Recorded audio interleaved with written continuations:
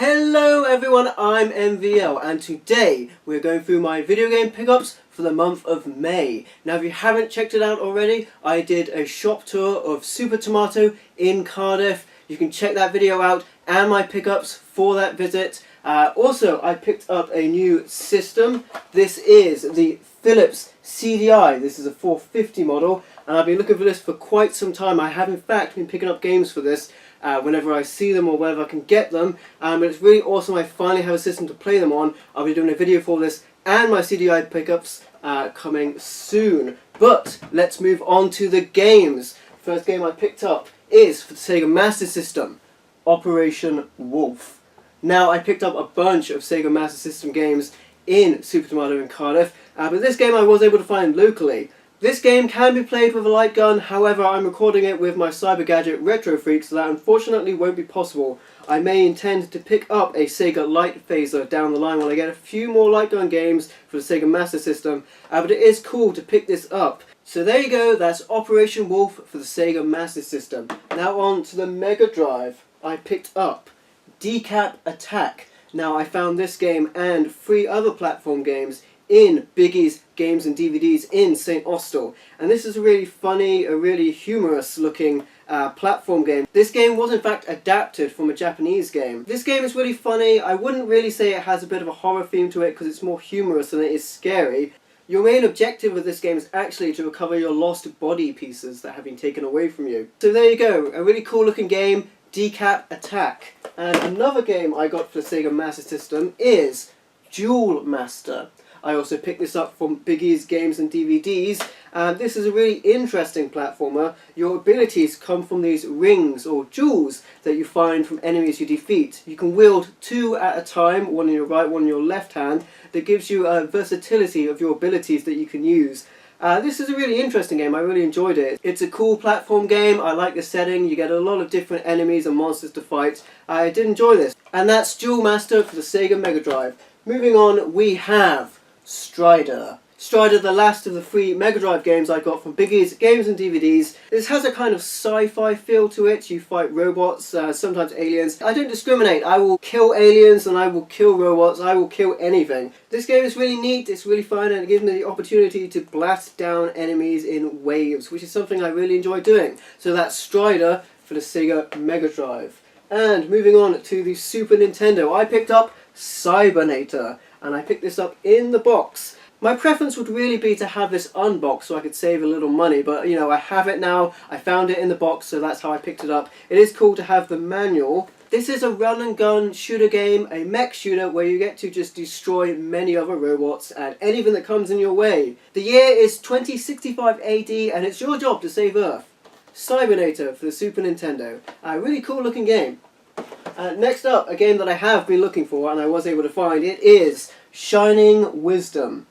Now this game looks awesome. I'm a huge fan of the Shining series, Shining Force. I really enjoy the Sega Mega Drive, and this is one of few games I actually have for the Sega Saturn. Graphically this looks very much like Zelda, akin to Link in the Past. You have a top-down view of your character as you move through the world. The departure that this game has from the other Shining games is it's not turn-based in the combat system. That kind of threw me off a bit. It is, as I mentioned, more akin to Zelda than it is the Shining Force games. That said, this game looks fantastic, the music is awesome, and I did really enjoy this game, although I did get lost in the castle when I started playing this. Really cool to pick this up for the Sega Saturn, Shining Wisdom. Now moving on to the PC, I picked up a couple of PC games. The first one is Payday. Now this isn't the Payday you would think of. In fact, I tried to find some information about this game, but I couldn't find anything. All the links took me to the other Payday game, which you may be more familiar with. This game does look pretty cool. You get a kind of isometric view of your character, and it does look like you get to kill things, and it looks pretty funny, it looks pretty humorous. The art style is very amusing. This game doesn't show up on my Darkadia, my list of games, because it's just too obscure. But there you go, I do look for obscure titles if I can find them, and this was pretty cool to find. So Payday for the PC. Moving on, I picked up Perimeter. Now this is an action strategy game from Codemasters, so I imagine maybe you'll be able to find some cheats for this game. It describes itself as the next dimension in real-time strategy. The game has a lot of mechs, a lot of robots, and it does appear to be based around defending your base from attackers. There is a review here from PC Gamer that gave the game 90%, describing it as hugely ambitious, yet entirely successful. So interesting. Perimeter for the PC. And lastly for the PC, another game with a very strange cover like Payday, we have The Creed. However, this is a game I was able to find information about because it was made by Midas Games. This looks to be a third-person adventure game set in a futuristic city that's gone out of control at the edge of apocalypse. This game, The Creed, along with Payday, were designed for Windows 95, so we'll see if I can get these games running. Hopefully you'll see gameplay footage. But there you go, cool to pick this up. The Creed for the PC. Moving on to the original Xbox, I picked up a bunch of games. I've been really fortunate and able to find original Xbox games for very cheap.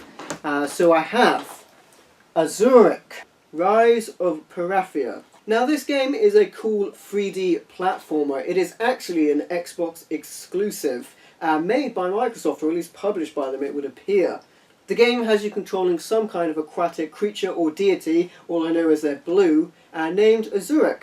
You must learn to control the elements by mastering the ultimate weapon, the Axion, a goal to restore balance to the universe. So really cool. I'm not sure the visuals of the game live up to the story, but there you go, Zurich for the original Xbox. Moving on to Enclave. Now this is a game I have been looking for also. I picked this game up in Retro Replay in St. Austell. This game is a third-person 3D dungeon crawler. Basically it's a Dungeons and Dragons game comparable to Fable. Like Fable, you get the choice of a light or a dark path for your character, although you do have to decide that at the start of the game. The graphics in this game look amazing. You've got tons of weapons, tons of enemies to come across, and I do enjoy the quote from William Shakespeare on the back of this game case. Cowards die many times before their deaths. The valiant never taste death but once. Enclave for the original Xbox. Next up, Fahrenheit. Now I often find original Xbox games for very cheap, and a lot of the time they're just terrible. This is not the case with this game.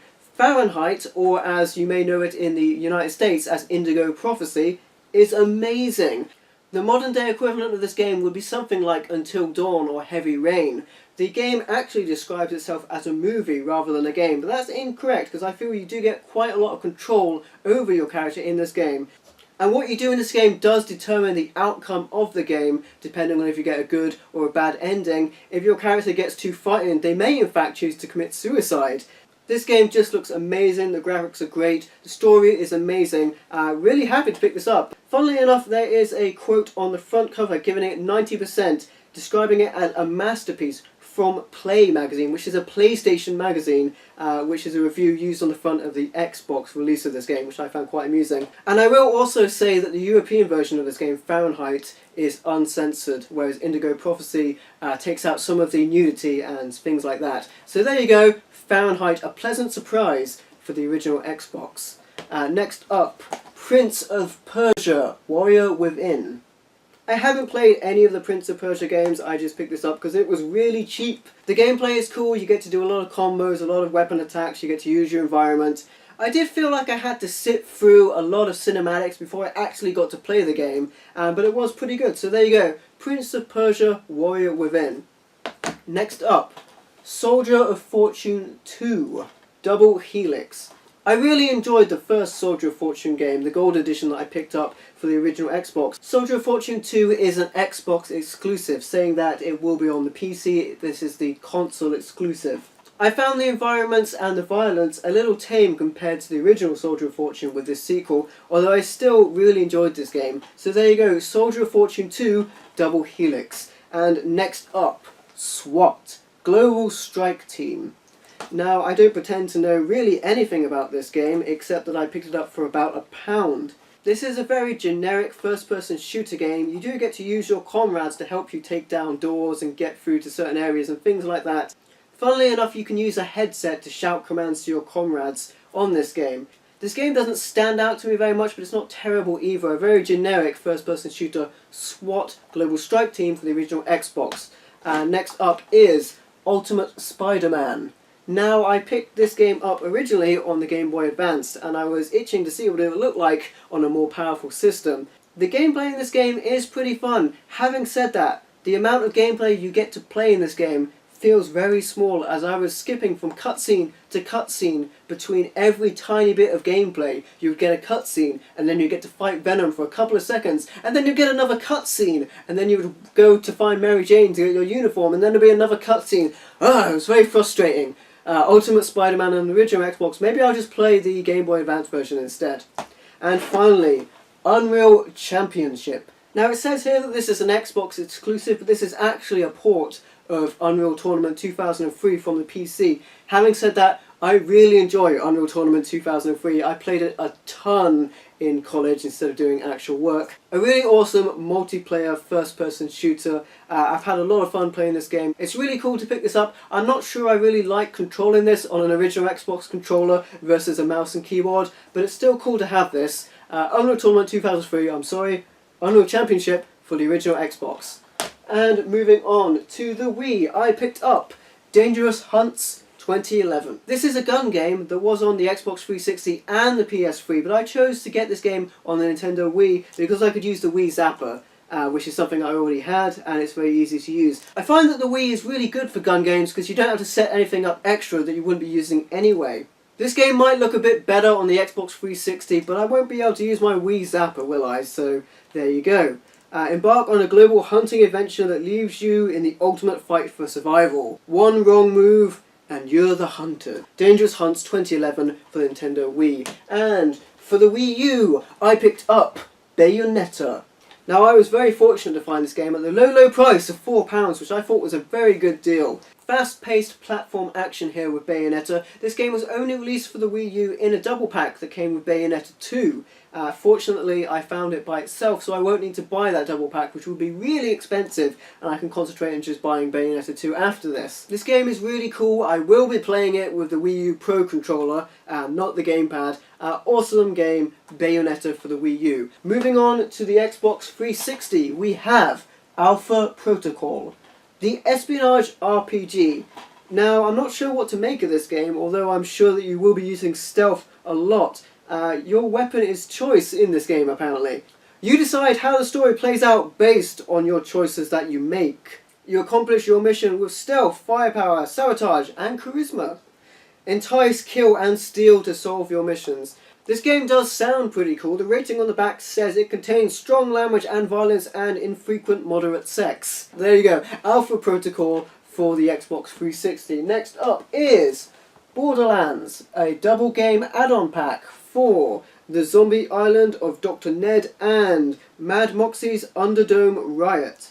The gameplay footage you'll be seeing for this will probably just be Borderlands footage. I haven't played that game that much and I don't really want to dive all the way into the expansions before I complete the original. It is really cool that these expansions were released on a physical disc, although I think these are included in the Game of the Year edition, and if you play this on the Xbox One backwards compatibility you get all the expansions for free. But you know me, I am a big fan of physical media and I kind of also picked this up as a bit of a novelty. Borderlands, the double game add-on pack for the Xbox 360. Next up is Prince of Persia for the Xbox 360 and Prince of Persia alternate cover. I'm not weird, you're weird!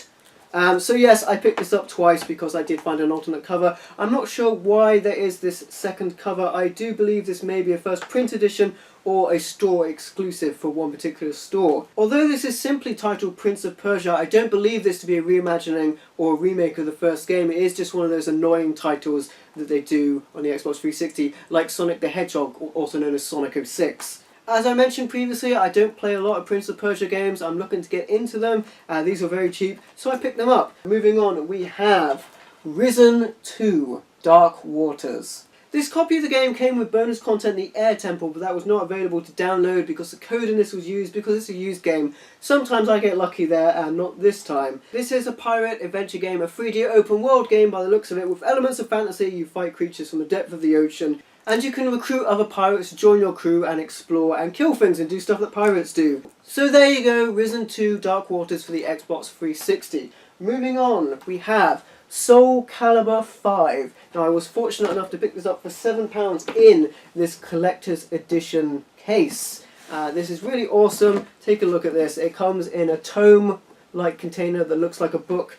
The collector's edition includes the exclusive book box case, downloadable content which I'm sure won't be redeemable at this point, an exclusive signed art card by the developmental team, making of DVD and original soundtrack CD, an art book which is really cool, and the game's software itself. Now, although fighting games truthfully aren't really my thing, but I couldn't resist this offer at £7 to pick this up. I have played and owned the previous SoulCalibur games, one-on-one fighting games with the use of weapons. This is really awesome. This game includes 25 characters, including 12 new characters and a character from the Assassin's Creed series. You can customize and create your own characters in this game. So there you go, SoulCalibur 5 for the Xbox 360. I also picked up the Saboteur for the Xbox 360.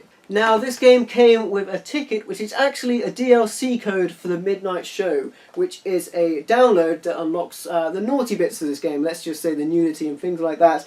However, like many modern games, when they are ever so slightly out of date, none of that DLC is now available, despite if you have the code or if you don't have the code. A little disappointing, I'm not able to show you guys digital boobies, I know you're so disappointed. Nevertheless, this game is highly acclaimed, great reviews, and I'm sure it's an awesome game. Viva la Vengeance! Unleash a huge arsenal of vehicles, weapons, and explosives to destroy the Nazi war machine. The Saboteur for the Xbox 360, and finally, we have Too Human.